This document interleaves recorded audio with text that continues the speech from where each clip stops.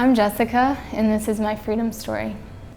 When we first got married, we spent about 2 months together in our new home in Tampa, and his addiction brought him to an all-time low place. And there was an accident that ended up taking him away.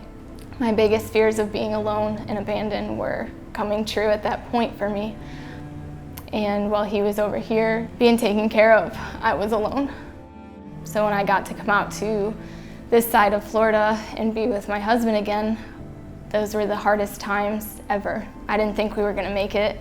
We were discussing divorce like after a year of marriage, and we were both so broken and damaged, and I was continuing to go to him for support, and I needed him to tell me that I was loved and that I was okay.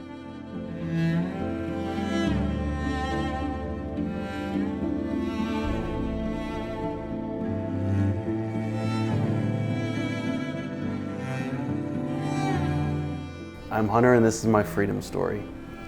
Struggling with addiction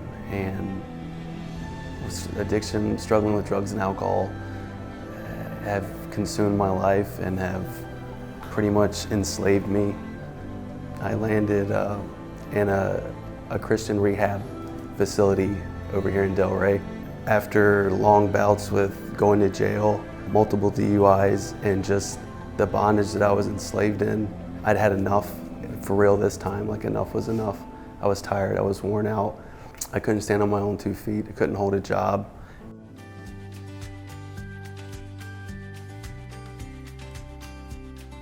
God met me in that space. He revealed himself to me through other people. He pretty much turned my heart inside out and said, you do have a servant's heart. You're not as selfish as you think you are. You have a lot more to give than you think. I just kept showing up. I kept showing up, I kept coming, I kept listening to people, I kept letting people love me until I could learn to love myself. And God showed up. God showed up, He changed me. My marriage started getting better. The Avenue introduced me to all these resources that these people, these groups, and they're designed to point your life towards God. I'm not scared to let people in to love me. I'm not scared to be vulnerable to my wife, to let her know all parts of me, not just the good parts. To the person that's at the end of their ropes, who's ready to give up, I would tell them to hold on just a little bit longer, because Jesus is right around the corner and He'll meet you exactly where you are.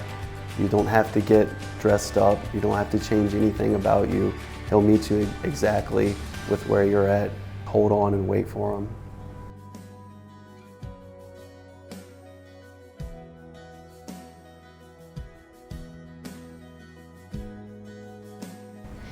I will never forget when Jesus spoke to me so clearly. He said, I am enough. That was a turning point for me. I've seen it just in 4 years.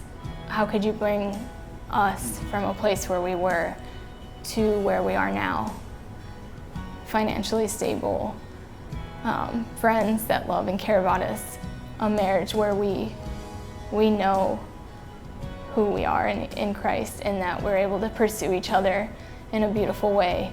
It didn't matter how I was performing, what I'd done in the past, who I was completely accepted.